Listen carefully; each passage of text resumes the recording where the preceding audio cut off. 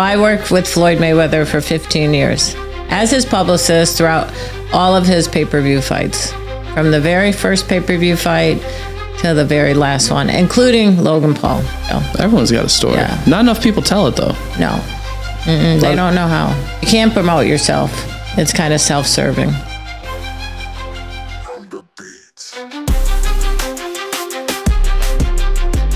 So how long was your drive in today, Kelly? 10 minutes. 10 minutes, short and sweet. Ladies and gentlemen, welcome back to yet another episode of the Mission Control Podcast. I'm your host, Mike Stearns with Ascend Digital Agency. We've got Kelly with us. More of that in a minute. I'd like to thank the team at Roofer. You guys help make this happen. So if you own a business, a contracting business in particular, you're listening to the show, which I know you are because you're here, click the link below. Instant roof measurements, proposals. That'll give your prospects no choice but to buy from you. They'll know that I sent you. You'll be happy that you did. So Kelly Swanson, Swanson Communications. That's correct.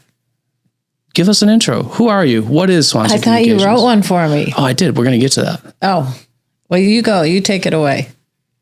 Okay. Better somebody else talks about you. The folks that, this is less about you and more about, it'll tie back to you. I'm excited for it. All right. Yeah, this is going to be a banger. Y'all too. Listen real close. Turn your volume up. So I run a business. You run a business. If you're watching this, you likely run a business as well. And every day it's a dogfight, right? You gotta grow the revenue. You gotta have a dream big enough that everyone within the company's dreams can fit in within it. You've got to remain profitable, right? You got to find new talent. You got to retain the talent that you have. You got to build a culture people want to be a part of. Every day it's a fight. You have some experiences with fights, yeah? A lot of big ones. Let's hear about it. Well, I've been in the combat sports industry for a very long time, mostly sports public relations, but with the emphasis on the combat sports. I didn't get into it because I said I'm going to be in boxing, but one thing led to another in my career. And when I opened up my own business, part of the first couple clients I had happened to be boxers, professional boxers. And so it kind of evolved from there. And we do other things besides boxing, but we are very well known for big time boxing, big pay-per-view events. I'm a big journey guy. I love the journey, right? So what were you doing before you started your company? And I always love to ask, what was the straw that broke the camel's back where you're like, you know what? I'm going to go out and do it for myself. So I went to the University of Vermont, and I happened to be there when, this is going to totally tell my age, but I happened to be there when the Winter Olympics were in Lake Placid. And a bunch of friends and I would go across the lake. From Burlington, Vermont is right across the lake from Lake Placid, and to watch the Olympic Games. And I had that feeling standing outside. We couldn't afford to buy the tickets because they were too expensive and most of the events were sold out. But we were in the square, like they had the whole town closed down, and they had big screens on the outside that you could watch the different sports that were taking place, particularly indoors. That was the year of the Miracle on Ice and great figure skating. But I remember feeling the electricity of that event and thinking, I want to do that. I want to do something that is this national, international, people from all over the world. So I moved to New York City, and I didn't have a lot of experience. I knew I wanted to be in sports, but I quickly learned from the people that I was interviewing with that a lot of people want to be in sports. Yeah. And particularly back then, I was a woman, and, you know, it was really male dominated, and there weren't as many opportunities as there are now to get into the industry. It was just starting to evolve as far as sports sponsorship and marketing and public relations. So one thing led to another, and I was able to land a job with a very small sports PR firm.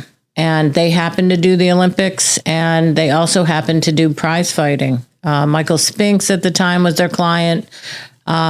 So I had the best of both worlds, and I was able to, I always liked boxing as a kid. It used to be on the regular network stations, ABC, Wild World of Sports. And I grew up here in Buffalo, North Buffalo, with 3 brothers and a baby sister. But I used to watch sports with my brothers and watch them play sports. And so it was exciting for me to even be in New York City is really like one of the meccas of boxing, and to go to the local sporting events there, the boxing events there.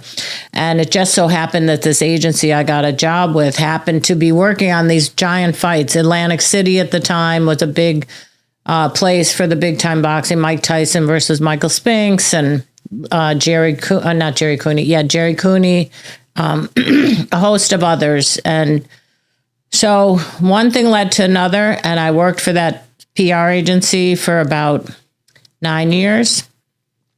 And I noticed that I wasn't really advancing the way I wanted to advance. I was doing all of the big account work, and yet I wasn't really being promoted, and there wasn't really anywhere to go. So at the time, having that experience, it was very risky on my part. I had $8,000 to my name that I had saved because of this job. You know, I went to New York City with $500 and a Volkswagen Beetle. Nice. And what color? Yellow. And I just thought, you know what, I can probably do this on my own. Let me just see if I can go out on my own and make this work. And so I went out on my own and I opened up Swanson Communications and had my own business now like almost 30 years. Wow. So that's amazing. Yeah. So this, you're in college, you go to the games, you feel this electricity, you're like, this is what I want. You pursue it, find it in New York City. Now that group that you started working with for 9 years was also at the Olympics. So did you meet anybody there? Were you networked, or was it just kind of fortuitous that they happened to be a small agency that was at the same Olympics that you were? They weren't even, I did not meet them through that Olympic experience, because fast forward, that was another 3 years before I graduated. Got it. And then I spent a year overseas with my brother skiing. So I was an official ski bum. So it wasn't tough life. Huh? Tough life. Yeah. My brother's still there. I came home. So I actually ended up moving back to Vermont because I really didn't know what I wanted to do, but I knew I wanted to be in sports, and I knew how I could get there is I had to go to New York City. Right. As far as my industry goes, New York City is the place to start. I tell young people all the time now, like, go get that experience. You can always branch out and go to other cities, but if you really want to be in that industry, you have to be in New York City. It's like aspiring actors and actresses go to Hollywood, right? Right. Yeah. Exactly. That makes sense. What was the most memorable thing from that 9 years that you spent there before you started your company? I did everything. I got to go to the Olympics in Seoul, Korea. That's dope. Albertville, France. I traveled a lot. We had SEC football. So wow. Maxwell House. So with that company, it was more sports sponsorship. So Maxwell House Coffee was our client, Buick Cars, the Wheaties box, and very young. I can look back on that now and think I had great opportunities to travel, and I was an account manager pretty early. So they knew I was reliable to do the work. Right. And so they kind of put me out there in the fire before I really even knew what I was doing. But they were great teachers, excellent teachers. And I learned more on the job than I did in college. I, too, was a poli-sci major, Mike. Oh, yeah? I heard you were a poli-sci major. Shout out to poli-sci. And that got me nothing. Yeah. I was going to tell you, it gave me a strong ability to be able to piss people off at bars with political conversations. Yeah, I didn't even go that far. Yeah. I'm like, no, thank you. So... But, you know, a liberal arts education, and I didn't really know how I could get into sports. I thought for a minute I could go work for one of the networks, but soon found out that if you weren't related to somebody within those networks, you're probably not going to get that job. So I hustled. I'm still hustling, like you mentioned in your intro, every day. Every day. Every day. So when you first started your business, what was the biggest challenge?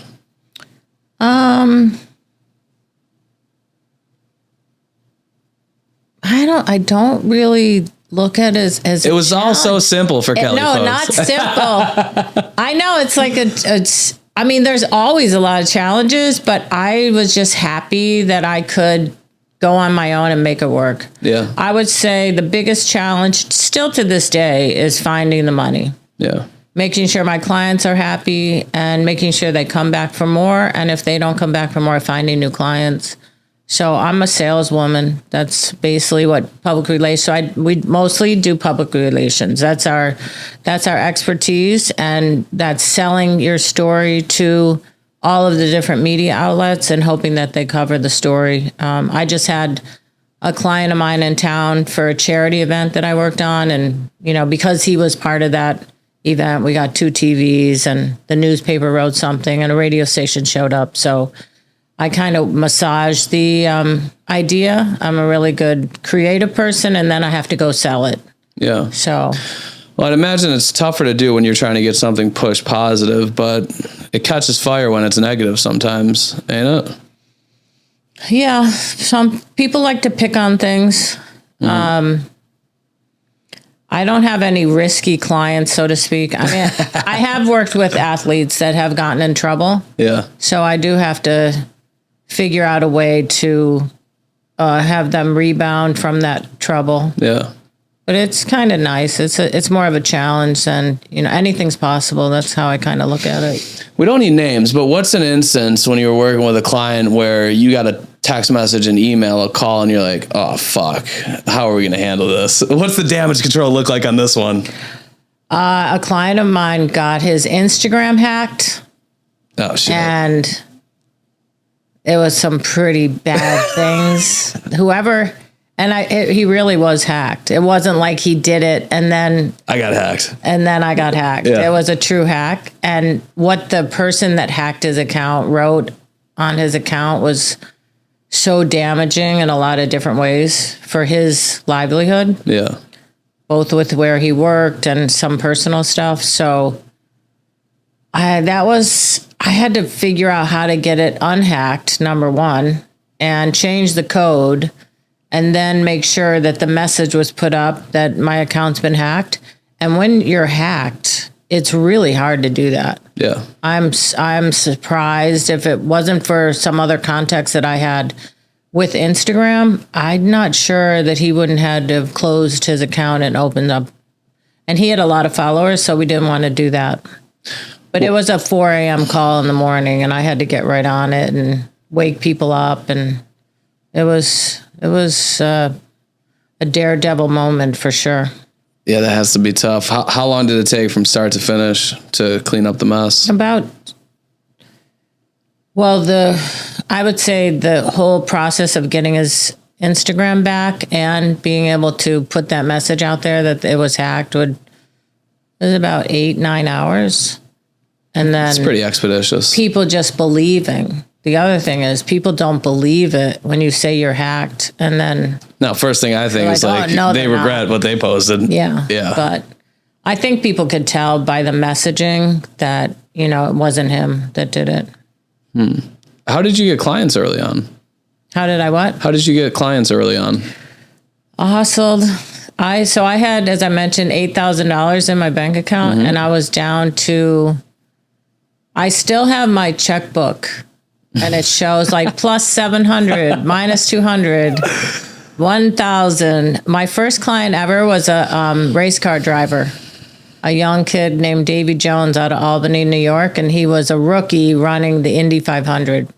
And I happened to know somebody that knew his parents, and they recommended me to work with him. And I still have the check. He paid me $1,200.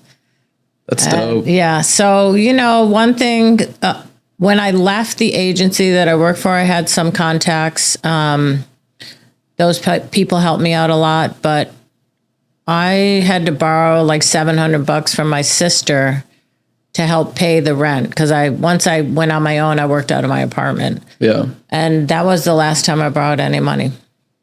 And so it's just, I like to tell people, and people say, what are some of your pointers when you want to open up your own business? Like, I woke up every morning, and I still wake up every morning and do something before I go to work, right? Whether it's exercise, get a breakfast.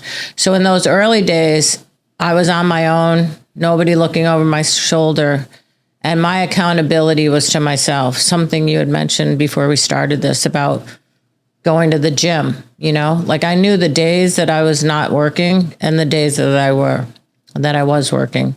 But every morning I woke up, I would go, at that time I was living in New York City and I was working on my apartment, and I would go to the diner down the street and eat breakfast. So I was going to work, and then I'd finish that and I'd go back to my apartment and say, okay, time to work.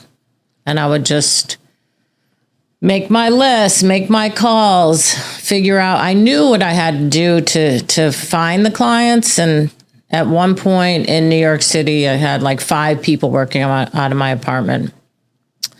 And so I just think anybody can make it. You just got to show up.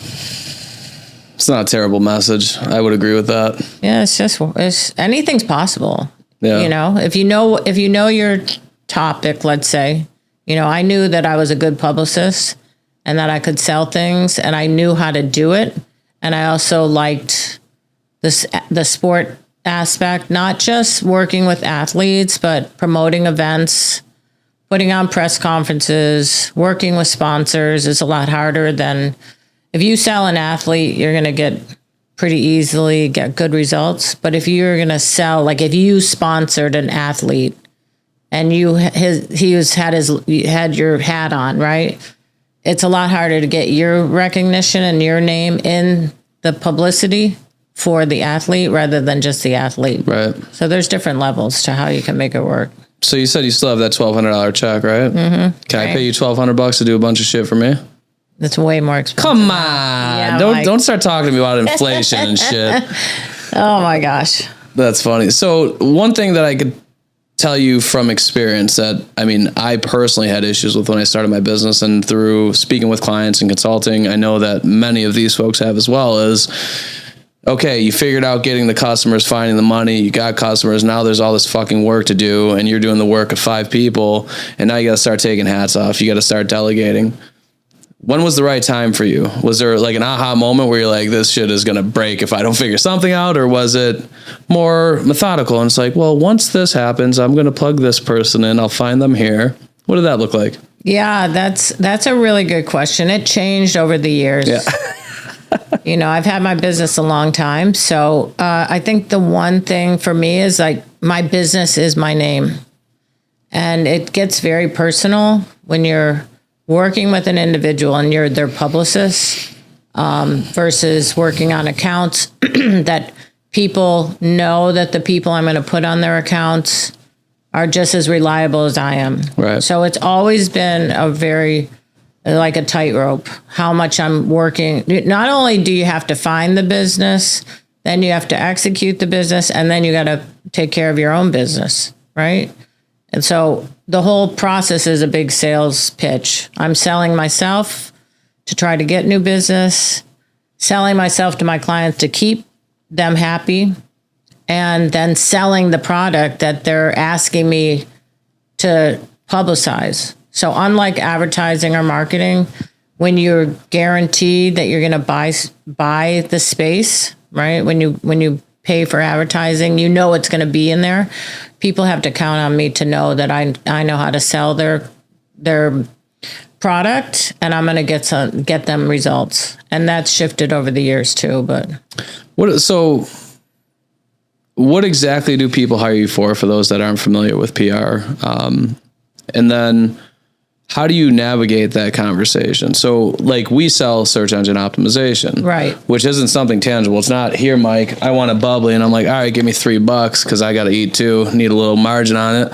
And then you get the bubbly when you give me $3. It's, well, we're going to do this work. It's going to take about a year to see results, but trust us, like it's going on and it's happening. So I'd imagine it's something similar where it's like, yeah, you lay out an approach. If they buy into the approach, then it kind of works out. But walk me through those 2 things. A lot of times I think people leave out the publicity side of it. I like to compare it to like making a cake, right? So, I like cake. Yeah, cake's good. Mm-hmm. Brownie's better, but I'm starving now. Thank you. So it probably the easiest way to describe it is let's think of something that I'm going to stick with the athlete than the sponsorship, right? Okay. So you decide to sponsor someone from the Buffalo Bills. Because I'm an athlete. No, because you want people to know about your business. All right, I've been living a lie. So you work out with the athlete that he's going to appear in 3 commercials and wear your logo somewhere on not his uniform, because you can't do that with the NFL, but he's going to have that. He gets a neck tattoo of Ascend. Yeah, I don't know. That's true. That would cost you a lot of money. That would be in the millions. All right, I'm done. I'm sorry. Anyway, but so you lay out your plan, right? And the athlete has to agree, and you're going to have to pay him a certain amount of money. Sure.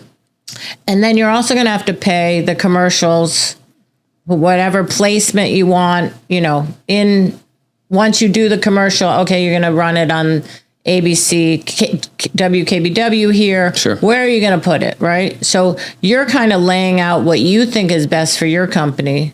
You got to get the athlete on board, right? Well, then what? So you've made the cake. You've made the cake. You got all your ingredients, and you know what you're going to do. But you forget to frost the cake. Oof. And I'm the frosting on the cake. So what I can do is take all those elements that you put together and then top it off. And that's what publicity it is, because you don't buy publicity. Publicity doesn't end up in the media outlets like you can pay for advertising. But I can say, hey, do you want to come watch this commercial shoot? He's using one of the Buffalo Bills. It's a really cool product. You get a chance to see what they do, and why don't you come and cover us? Or once it's finished. So my ability and skill is to take all the ingredients of the cake and then frost it with my own take on how to enhance the publicity, enhance the opportunity that you're going to get by working with this athlete. Does that make sense? Yeah, that does. Or, you go to a party and, you got the keg of beer and you have the buffet, but what about, you might have the DJ, but what's the theme? And what makes this party special? And I have a good eye at being able to add that. Oh, we're gonna get the balloon guy from down the street. And did you know that the balloon guy can blow 100 balloons in 10 minutes? Something special. You're the X factor. Yeah, I'm the X factor. Look at you. So all this conversation. But it's harder because people have to trust that when they pay me, I'm going to get that publicity for them. There's no guarantee. How does it stack up price-wise compared to paying the athlete, paying the cost that's going to be incurred as far as where you're airing it and things like that? Is it a third of the cost? Is it dollar for dollar? Like, what does that breakdown look like? It's probably 20 to 25% of the budget. And usually I'd imagine if you're working with an athlete, can you get me in with Josh Allen to represent? No, I don't know him. All right, well, that's your homework. You're going to get to know Josh Allen and get a son. We'll go find him. Yeah, let's do it. I'd imagine they're kind of pot committed when they decide, hey, I'm going to spend X amount of tens or hundreds of thousands of dollars on this campaign. So for Kelly to come up and like, hey, I don't know, I've been doing this for 30 some years and I could help make this a lot better. It's only 20% more. Easy. Right? If you spend 100, I'm going to charge you 10. But I never know how much you're spending. So I just have to go off of how much I would charge for the work. I would tell you because I'm a super honest and transparent guy. Well, that would be okay. You got to have it in your budget. But yeah, it has come out. Like when I worked on the big Olympic accounts, these people are spending $10 million on their sponsorship, and the PR budget was about $1 million. So, because again, you're not making the placements, you're counting on people like myself for massaging your message, getting you the extra legs that you need to finish it off. So is publicity and PR, is that only for huge companies? No. Anybody. You could. When would a roofer hire somebody like you? A roofer. I don't know that business that well. I'd have to take a look at it and then figure out, are they making roofs with a different material? Is it more weatherproof than somebody else's? What's the competition like in Buffalo or national? Yeah. So my job I don't have to be the expert in the product. I have to be the expert in finding the variation in the what things we shine the light on, right? Yeah. Yeah. Right. And everybody has a story to tell. Everyone's got a story. Yeah. Not enough people tell it though. No. They don't know how. You can't promote yourself. It's kind of self-serving. And I think that that's what happens sometimes. People say, oh, look at me, look at me. But if you have somebody else selling your story and helping tell your story, it's not as, in my opinion, it's not as ego-driven, but it helps your business. There's a reality to it. There's definite reality that it helps expose you to more people, bigger eyeballs, larger audience, and maybe out of that, you get the opportunity to find some more business. Who should I have tell my story? Me. You. Yeah. For $1,200. Oh, there he goes. My budget's budget's 8,000, so we can work it out. You know, it's like 12%, something like that. That would be less than that. Well, I'm not a mathematician. I'm a poli-sci major. We talked about this. What questions do you have for me? How is your business? You seem to be growing. Yeah, thriving. It's all because of Christian. I know you have a great employee in Christian. Yeah. He's a family friend. Mm-hmm. He's a good kid. Coming right along. He can ski his ass off. I can't. Have you seen his videos? Nope. Hasn't showed me not one of them. He was supposed to make me a video from our trip recently. Oh, I was in Austria when he was. Oh, really? Yeah. Yeah. He's like, he comes in all cavalier. He's like, remember I'm off next week. I'm like, where? He's like, going skiing in Austria. I was like, dude, you live the fucking toughest life. I can't imagine how you get through the days. His dad is my brother's best friend. Okay. So my brother, when I went to be a ski bum back after college, he was already in Austria, where he still is, and he has stayed there. So he has 40 years working in the ski shop he works in, but in the summer he's a golf pro. No kidding. And he has a wonderful life. It's one of the prettiest places I've ever been in my life. And wow. He doesn't care. He tried to come after he has his MBA and everything, and he's like, yeah, no. I suck at golf. You suck at golf? Oh, yeah. Come on. I played Shadow Creek in Las Vegas. And what happened? It was fucking awful. I was so bad. Well, you got to take a lesson. Yeah, I mean, that's what they say. I don't know. Can you hit a par? Yeah, I've parred, I've birdied, but I'm I'm more likely to shoot like a 7 or 8 on a hole where par is 4 or 5. That's most people. I know. And it's just tough. You know what I feel? I feel as if you got to get the reps in and consistency. Like to win in business, you got to be consistent. Well, to win in golf, you got to be consistent. Go to the range. Having a 5-month layover in this shit weather here in Buffalo, it makes it really hard because every time I go out for the first time and swing a club, it feels like my first time swinging a club. Doesn't feel like I've been doing it for 15 years. Oh, yeah? Yeah, Grover. Do you ever go to Grover, Cleveland? I used to. I haven't been there in a long time. It's such a good course. It's so easy. And in the morning, one of the benefits I have is a lot of my clients are on the West Coast. So they don't wake up. Yeah. I got the morning. Your day starts at 11. You go get 9 in at Grover. 11 in at Grover because the 11th hole is at the parking lot. Perfect. The one thing I remember about Grover, I think it was like hole 17. I drove over the green. It was like 3 and some change. I was like, did that go off the fucking back of the green? Let's go. Let's go. And then I ended up with like a 5. So, it wasn't great. It started great. It's a good place to practice. Like you said, repetition is easy for me to get to, and I can just hit the balls. But my brother's a really good golfer, so yeah, he's on his way home. He's going to take me out and teach maybe me. You can coordinate me paying him for some tips. I don't think he would take the money. Tell him to give me a lesson. He'd just be nice. He'd let you go with him and I like nice people. play. I'd be nice to him too. All right, well, I'll talk to Christian about it. A little reciprocity goes a long way. He gets up very early and heads out. Me too, 4:30. So I'll be ready. 4:30, okay. 4:35 depending. All right. Yeah, I play basketball like 6:30. All right, Christian, remind me. That's on you. Don't fuck this up, Christian. I love my business. I love what we do. We've got an amazing team. I look forward to coming to work every day. My clients are awesome. I learned early on, not every client's your client, so we are rather particular with who we work with, and I think that has served us well in the sense of keeping me sane and those within the company, like actually enjoying working here. How did you get into the roofing specialty? So my dad was a roofer / general contractor. And when I was younger, I used to hang out with these guys. They were older than me. I was probably like 15. They were probably 25, 30. They had a roofing company. So I'd like hand out flyers promoting their business. And then I went to school, switched majors 4 times, graduated as a poli-sci major because I was going to be an attorney. Everyone's got a plan until you get punched in the face. Well, I was like, I'm done with school. My daughter's 6. I don't want to go to law school. Her life will suck as I'm, working tirelessly at trying to figure out law and pass the bar. It's like, so I'm going to go do sales. And I got hired to do sales at a marketing agency. And I was just looking at it, and I had familiarity because my dad had done it. And I'm like, they make a lot of money. Also, nobody ever likes to think that their marketing advertising is working if it's working. It's usually associated with we have a strong brand, this or that. It's hard to argue with data, right? So when I started doing sales at a digital marketing agency, I was like, okay, so we can attribute, like, if we run this ad, they get this lead, they sold this lead. And it's their business model is acquisition focused, right? So we make $4,000 anytime someone buys a roof.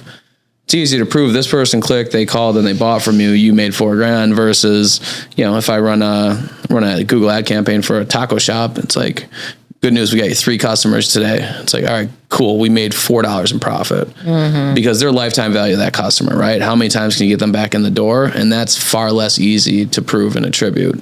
Yeah. So I guess I was being lazy. I don't want to have to chase this person around and track off and they come in. Like, that seems impossible. Let me just show you that I made you $4,000 here. So that's how it started. All right. Yeah. How long have you had it? My company? Yeah. 4 years. Nice. Yeah. Still in its infancy stage. We're still crawling.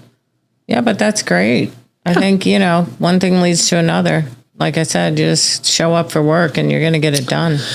Yeah. You believe in your product. What makes you special from a product standpoint? You're looking at them. Yeah, well, beside that, Mike. Oh, shucks. I thought I was going to get to go on a rant about how great I am. Sorry, guys. Next time. I think working with people from the product side, first of all, like how we fix our deliverables as far as what's being delivered when you purchase something and the transparency associated with it. A lot of marketing agencies, there's something shady or unsavory being done or sold to you. You buy a Google ad campaign, but you don't know the ad account, and you don't know that till you go to leave. Same thing with a website. You're buying SEO, but you don't know what's being done, and they don't give you any insights into what's being done. So like, we really pull the curtain back. Like, someone buys a website from us, they own it, and if they leave, we help them transfer it. A lot of companies will just say, here's a floppy disk, or here's a jump drive, here's all your files, go figure it out. Yeah, and it's tough, right? So we don't do that. We do things a lot differently to where I can sleep at night. Is it competitive here in Buffalo? Yeah, we only have 2 clients here in Buffalo. So you're national too? Yeah, we're national, and it's super competitive. Every one of our clients, I'm sorry guys, you know this as well as I do, they get 150 messages a day. Dear sir, madam, hello sir, I'd like to help you with your SEO. Your website could be better. All these things. Right. And the problem is, and this is what I tell people, the better we're at doing our job, the more of those you're going to get, because people like to know that they're spending their sales energy on things that have a likelihood to pan out, and they know if you're spending money because you have more visibility, you're more likely to say, yeah, I'll spend money with you. So it's very interesting. Like, as you get more exposure, you're going to get more people spamming you, trying to get you to buy shit. It just happens that way. But I think it's important too to people to know, like, if you know you have a specialty, like your background in roofing and sales, and then can parlay that into your own business. So for me, it was sports. I got that experience through working with that agency, and then I was comfortable enough to say, all right, I'm going to stay in this arena where I can and have done other things outside of that realm, but it is my comfort zone, and I've been able to grow my business just staying in there. People have asked me to do other things, and if it's really outside of something that I'm not familiar with, I'm going to probably say no. But that's now, with the experience that I have, I just know that the best way and the most successful way I can make the money is just holding right in the lane that I'm in. Yeah, it's your narrow focus. You're an expert in that niche, right? And, if I go to the doctors and they're like, oh, we got concerns about your heart, we're not going to go back to the primary care physician. We're going to go to a cardiologist. Right. Get the initial diagnosis there, and then I'm going to focus on someone who spent 5, 10, 20 years focusing just on the heart. Yeah, because I feel like they're more qualified. Yeah, right.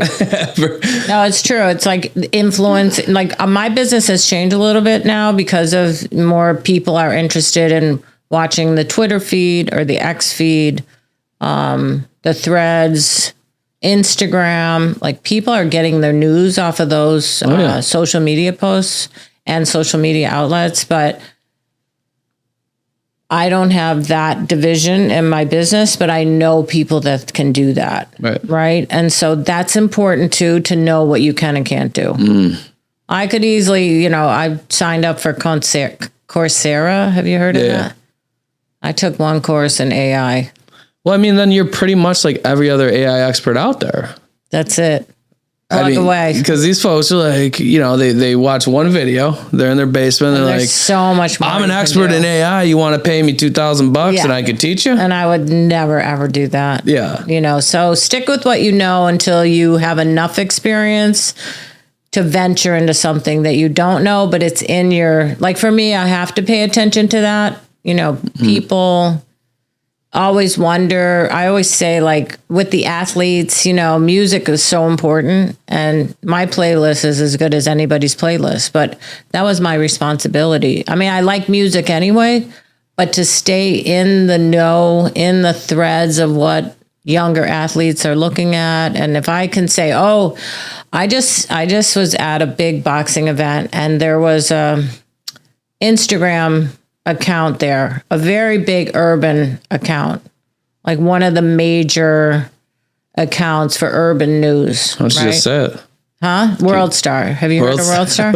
Yeah, I've seen plenty of World Star videos. All right. So now they got paid to come to the fight as an influencer, but it's not, they don't even make that much money, to be honest. Sorry, World Star. We might have to cut that out, but super They nice. broke as fuck.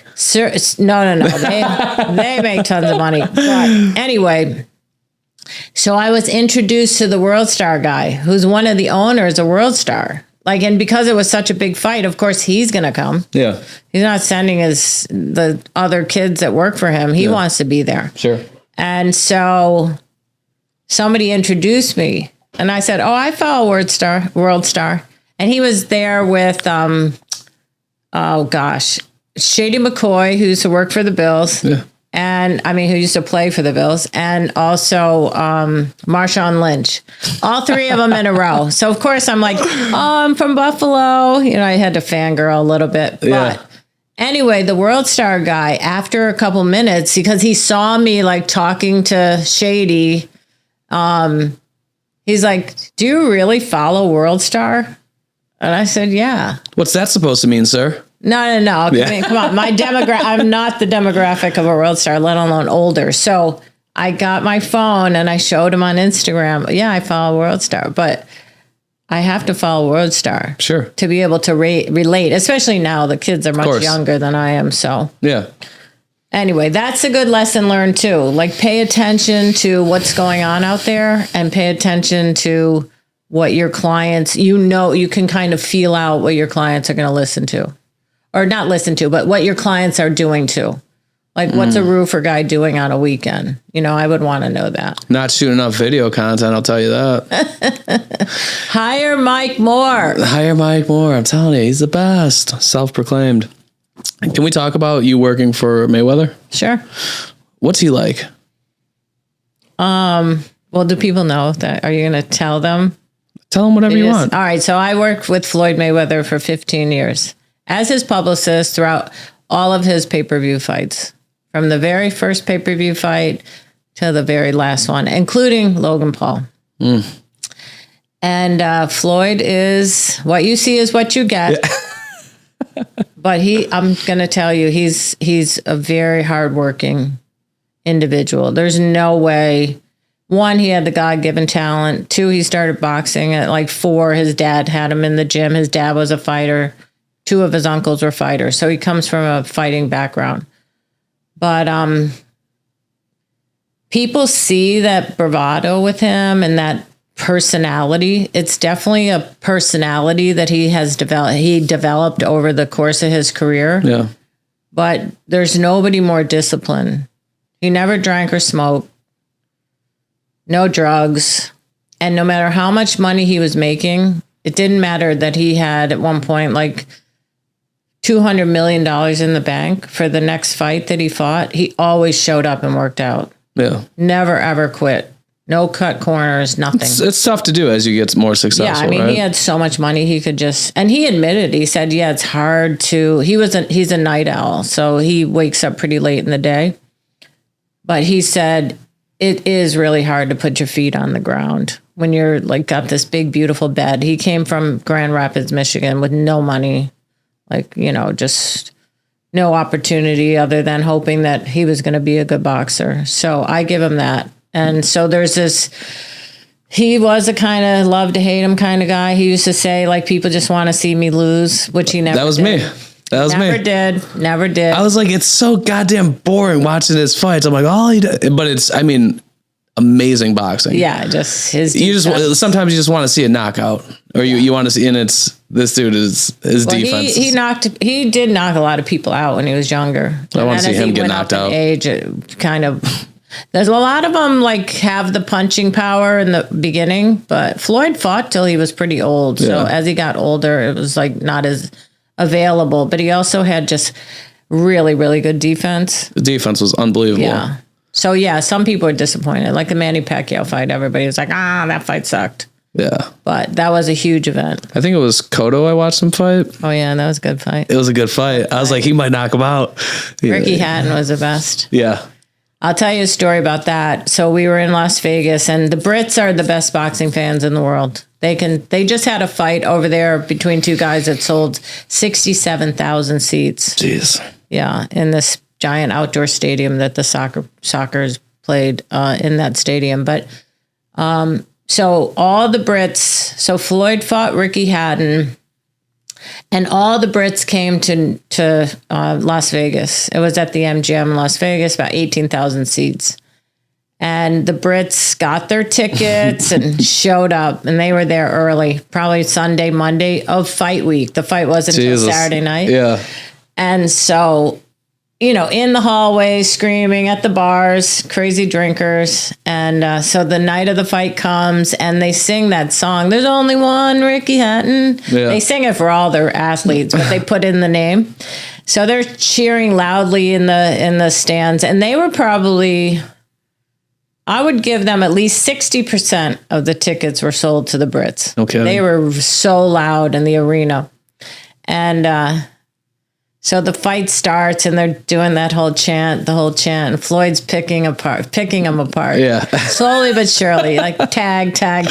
And they're still singing fifth round. There's only one Rick Hatton, and the kid's like starting to get sideways. And then Floyd got him in the ninth round with a like really pretty check hook, it's called. So it comes from down up and comes from below and comes up.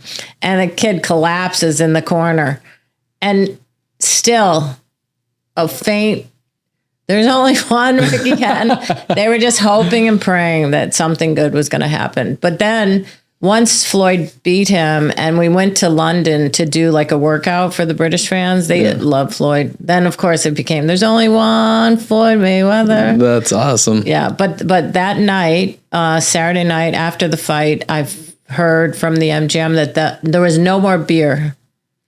They had drunk all the beer out of the casino and the hotel. That's wild. Yeah. I'd imagine they have a lot of beer ready. Oh yeah. That was a really big promotion. Like Mayweather just generated stars, athletes. Everybody wanted to come to his fights, and it was very exciting. Did you get to watch ringside? Yeah. I mean, I was in the ring. That's amazing. Yeah. I'm going to go watch it and find you. You can see me. You can see me. You can see me in many fights. I don't do it anymore now because we don't have to go in there. You can listen on the headphones for the quotes. But I got one last question, and you can wrap up with any you have for me. Can you get Floyd to come on my podcast? No, he doesn't do them. God damn it. He doesn't do them. He never really liked them. He'll do a couple, but they have to be like they're his friends. We can be friends. I'm a super friendly person. He might not. Don't show him this though. He might not love that I said I wanted to see him get knocked out. I can at least show you on camera that I have Floyd money in my phone. Floyd money. That's in my address book. It's Floyd money. That's so funny. And he still has the same number. So every once in a while, he's retired now, so he's out there doing his own thing and having a good time. But good for him. He'll call well deserved. me if he needs me. Yeah. You got anything else for me? I think I'm good. Is there anything else you'd like to tell me? I know you're a dad. Congratulations on your family. Thank you. And congratulations on your business. I appreciate that. I got a lot more to talk about with you, but She's the first guest to ever give me a hard stop. So we're gonna wrap up. I'll be back. We'll do a part 2. This is really fun. Listen, and it's not gonna be like the movies where the appreciate it. sequels suck. I promise to deliver excellence, top-notch We can entertainment talk on the about second go anything. around. We didn't even get to like the bills or. I know. moved back to Buffalo 3 years ago during COVID. My mom is 91 now, so Wow. I came home to help her out, and I'm back in Buffalo after 25 years. Listen, we'll make sure Christian gets you back on the schedule. I appreciate your time. My pleasure. And your story. Thanks for having me. Thanks for tuning in, and thanks again to the team at Roofer. It's a wrap. 5, 4, 3, 2, 1, 0.